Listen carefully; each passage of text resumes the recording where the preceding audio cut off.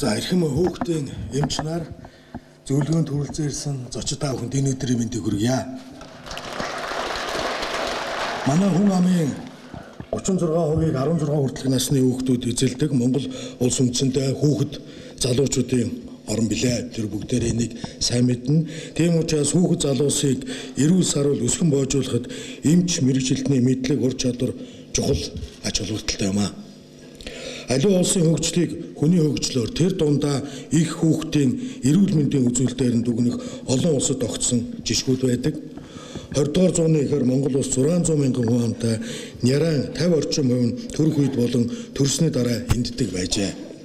21 дугаар зууны ихэр буюу 2015 он гэхэд Монгол улс нярайн эндэгдлийг эрс багасгаж мянганы хөгжлийн зорилтыг хангасан дэлхийн 9 орны нэгээр шалгарсан байдаг юм байна. Мянганы хөгжлийн зорилтыг хангаж мянган амь төрөлтөнд ноогдох нялхсан эндэгдлийг 4.7 дахин 5 хүртэлх насны хүүхдийн эндэгдлийг 5.2 дахин бууруулахад хүүхдийн эмч асрагч нарын оруулсан хувь нэмрээс сэтгэл зүтгэл нэн их байдгийг эндээс өгүүлэхэд таатай байна. Баяр хүргэе. Цаашид анхаарч сайжруулах зүйлс бидэнд цөөнгүй бий. Сэтгэл зовоожгүй тоонуудыг дурдахад бас хүнд байдаг. 5 хүртэлх наснд эндсэн хүүхдүүдийн 86.4% нь өвчнөр, 13.6% нь осол гэмтлийн улмаас эндсэн ба 72.6% нь эмнэлэгт, 27.4% нь эмнэлгээс гадуур эндэж байна.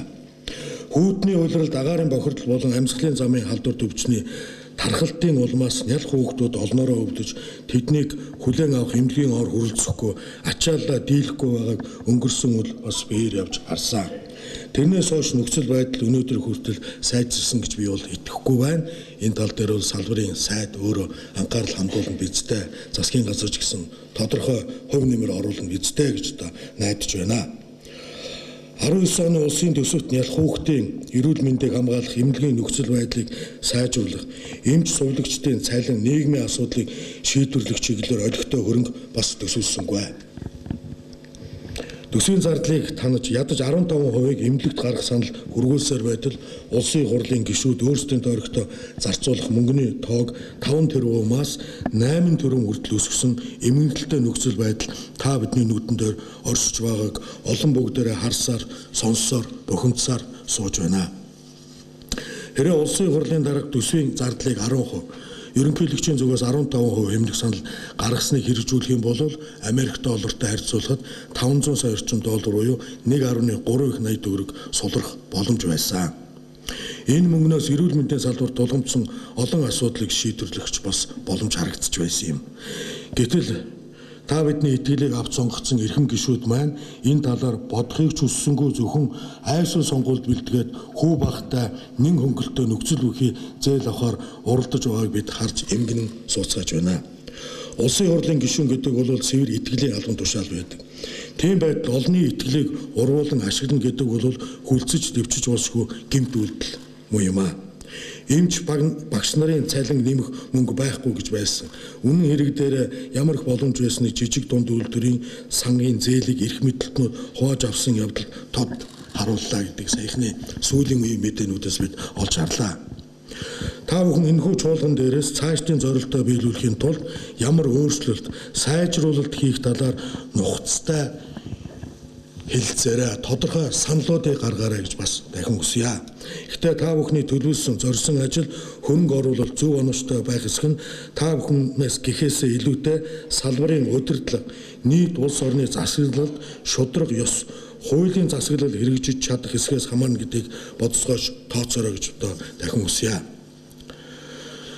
Мөн бид одоо эрс шинжлэхгүй бол иргэд нийтээрээ шаардаж засаж сайжруулахгүй юм бол бүх зүйл хадангиршиж уруудах, дороодох зам руугаа орох чиглэл доторч байгаа нь Монголын өнөөдрийн эмгэнэл болоод байна.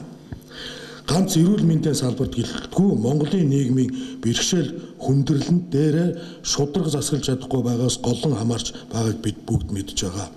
Жирийн ажилтан, ажилчид, эмч сувлагчид бол ажилдаа чин сэтгэлээсээ хандаж өөрсдийн амьдралын бэрхшээлийг хойш тавин хүн ардынхаа эрүүл мэндийн манаанд өдөр шөнөгүй ялгаргүй зогсож иргэдээ өөрсдийн боломжоос ч давсан үйлчлэгийг үзүүлсээр байдаг ба та бүхнийхээ хичээл зүтгэлд нийт иргэдийнхээ өмнөөс дахин талархал илэрхийлье. Тэгээд зөвлөгөөнд оролцож байгаа та бүхэнд амжилт хүсье. Бид нар эндээс маш дахиж хэлгээд маш тодорхой саналуудыг гаргамаар байна. Мөн хэд хэдэн шүүмжлэлтэй зүйлүүдийг хэлмээр байна.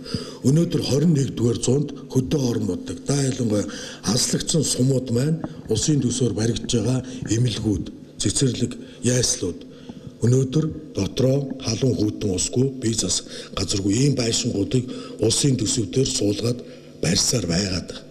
Өнөөдөр 21-р зуунд алслагдсан хөдөө сумууд маань иймэрхүү байдлаар улсын төсвийг үргэлжлүүлж үрсээр байх уу гэдэг дээр тодорхой санал хэлмээр байгаамаа.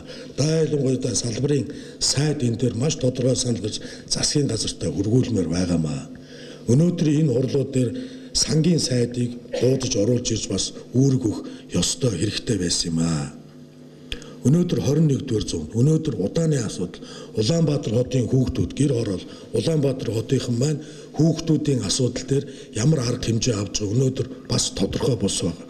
Өнгөрсөн их хурлуудад сүүлийн 20 гаруй жил бид утаанд 500 орчим тэрбум төгрөгийг зарцуулсан.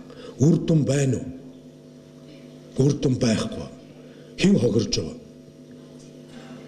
Эхчүүд, маш олон эхчүүд төрхөөс өмнө одоо дутуу эндэгдэлтэй болж байгаа. Маш олон төрхийн эндэгдлүүд гарч байгаа.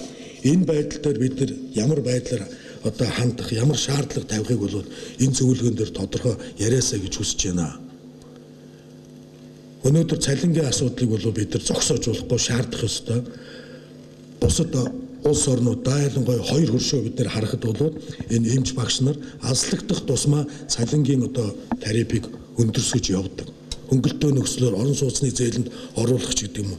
Ийм арга хэмжээнүүдийг тодорхой авах хэрэгтэй болчиход байна.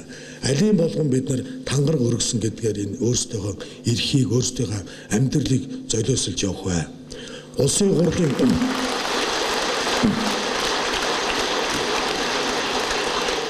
Улсын хурлын гишүүд маань бас яадаг үлээ? Тангараг өргөдөг. Тийм ээ? Эмч багш нартай адилхан. Энэ хүмүүс тангараа биелүүлж байна уу? Тангарагаас няцаж байна уу? Гэдгийг бид нар бас өөрсдөө зөвлөөр. Ингээд дахин та бүхэнд энэ ажилдаа үнэнч эх орныхоо төлөө зүтгэж байгаа үнэхээр талархаж явдаг шүү гэж хүсээд баярлалаа гэж хэлье. Тусламж үйлчлээл бас тэр бол бүр санаанд хүрэхгүй байгаа нь харагдаж байна. Тэгэхээр энэ дээр бол би зөвхөн одоо нэг судалгааныхаа үр дүнд тулгуурлаад 2015 оны бодлогын баримт бичгүүд энэ төр дүн шинжилгээ хийсэн байгаа. Стандартыг бол 5 жил тутамд шинжилж явж явах хэрэгтэй. Гэтэл бол одоо орчин үед бол анагаах ухаан маш их хэрэгжүүлэлт хөгжиж байна. Тэгэхээр тэр боловсролтой гараад ирсэн тушаал шийдвэрийг биелүүлэх, түүний хэрэгжилтэнд хяналт тавих энэ үйл ажиллагаа бол үнэхээр нас орлоготой маш их байрсан үзэж байгаа. Бид нар бол яг эртний тусламж